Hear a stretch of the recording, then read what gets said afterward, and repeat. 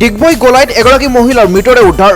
ডিগবৈ আৰক্ষী থানাৰ অন্তৰ্গত ১ নং গোলাই অঞ্চলৰ ৰাষ্ট্ৰীয় পথৰ কাষৰ এটা দ পুখুৰীত পানীত উপঙি থকা অৱস্থাত আজি এগৰাকী ৪৮ বছৰীয়া মহিলাৰ মৃতদেহ উদ্ধাৰ হোৱাত অঞ্চলটোত তীব্ৰ চাঞ্চল্যৰ সৃষ্টি হয়।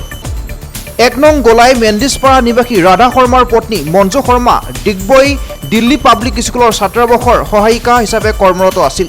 মঞ্জু শৰ্মাই কালি সন্ধিয়া কৰ্ম সম্পাদন কৰি ঘৰলৈ যোৱাৰ পৰাই নিখোজ হৈ আছিল। আজি বিয়লিৰ মৃতদেহ পুখুৰীত উদ্ধাৰ হোৱাৰ পিছত প্ৰতিবেশীয়ে স্থানীয় আৰক্ষীক খবৰ দিয়ে।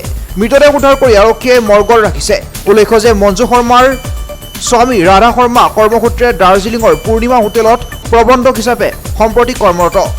মঞ্জু তেওৱাৰী শৰ্মাই মৃত্যুৰ সময়ত স্বামীৰ লগতে একমাত্ৰ জীয়ৰীক এৰি থৈ যায়।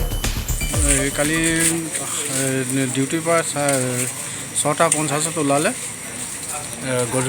গধূলি। তাৰপিছত মই অহা নাই চবতে বহুত টাইম চালে ঘৰৰ চবে চালে, মাহঁতে চালে, তাৰ জীয়েকেও চালে, জীয়েকে য'ত ত'ত ফোন কৰিলে। আপুনি ককায়েক হয় ন? অঁ, ককায়েক। আচ্ছা। তাৰপিছত খবৰা খবৰি লগালোঁ, তাৰপিছত মানে বিচাৰা বিচাৰি কৰিলোঁ, চব য'ত যায় ত'ত তাৰ ষ্টাফবিলাকক ফোন কৰি পেলাই সুধিলোঁ, নাই অহা ইয়াত। তাৰপিছত আৰু চবেই আহিলে, ষ্টাফৰ মানুহবিলাক আহিলে, আহি পেলাই সুধিছে, নাইতো অহা নাই ইয়াত। এনেকুৱা কৰি পেলাই গোটেই ৰাতি হোৱা নহ'ল, গোটেই ৰাতি বিচাৰি পোৱা নাছিলোঁ। আজি দিনত ৩টামান বজাত এই বাচ্চাবিলাক তাত আছিলে, ফিল্ডত খেলি আছিলে, কোনোবাই এটা দেখিলে হাল্লা কৰোঁতে যাওঁতে চবেই দৌৰি পেলাই গ'লোঁ। মোৰ জীয়েক গ'ল, তাৰ জীয়েক গ'ল, তাৰপিছত চবেই মানুহ মোৰ খোলাইকেইটা আছিলে। ক'ত পৰি আছিলে? পুখুৰীত পৰি আছিলে। গৈ পেলাই চাইছোঁ, মই দৌৰি পেলাই গ'লোঁ, চাইছোঁ হয় মোৰে ভনী হয়। ঘৰৰ পৰা কিমান দূৰ? ঘৰৰ পৰা বেছি দূৰ নহয়, পুখুৰীটোৰ ওচৰতে। ওচৰতে। তাৰপিছত চবে উঠাই পেলাই উঠাব মনা কৰিলে। তাৰপিছত পুলিচ গৈ পেলাই তাৰপিছত খবৰ কৰি পেলাই গ'ল। তাৰপিছত পুলিচে উঠালে, গাঁৱৰ মানুহ ল'ৰাবিলাকে উঠাই পেলাই মোৰ লগত ডিষ্টেটমেণ্ট ল'লে। মই দিলোঁ, কথা বতৰা কোন হয়, মই ক'লোঁ মোৰ ভনী হয়। কাইলৈ 6:50 সি নাই, খবৰ কৰি লওঁতে। আপোনাৰ নামটো কি আছিলে? প্ৰদীপ তেওৱাৰী। প্ৰদীপ তেওৱাৰী। তাই নিজৰ কামৰ পৰা উভতি আহোঁতে বজাৰো কৰিলে বুলি আমাৰ স্থানীয় ৰাইজে তেখেতক লগ পাই কথা চথা পাতিলে। আৰু ইয়াৰ পৰা প্ৰায় ধৰি লওক 500 মিটাৰ তাইৰ ঘৰ আঁতৰত আছে। এই 500 মিটাৰ তাইক গৈ নাপালে, ঘৰত উপস্থিত নহ'লগৈ। প্ৰায় আধা ঘণ্টা 1 ঘণ্টাৰ পিছত যেতিয়া ঘৰৰ মানুহে সময়মতে ঘৰত নহা দেখি ইয়াত ওচৰ চাপৰ মানুহবোৰক জনোৱা হ'ল।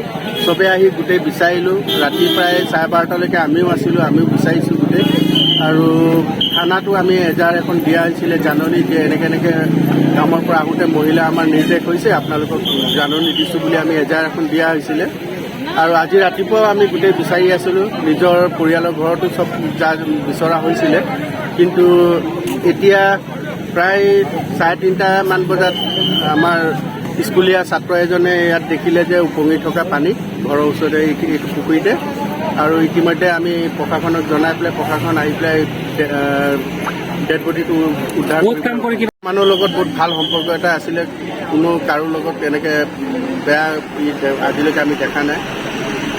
বাকী আৰু এতিয়া তদন্ত বিষয়। দাগ চাগ আছে নি বডিটোত? নাই দেখা ন এতিয়ালৈকেতো আমি গম নাপাওঁ। সেইটো এতিয়া পষ্টমৰ্টম ৰিপৰ্টে কি কয় সেইটোৰ ওপৰতে ভিত্তি কৰি আমি গম পাম। ডিগবৈৰ পৰা বীৰেন্দ্ৰ কোঁৱৰৰ ৰিপৰ্ট, সংবাদ লহৰ।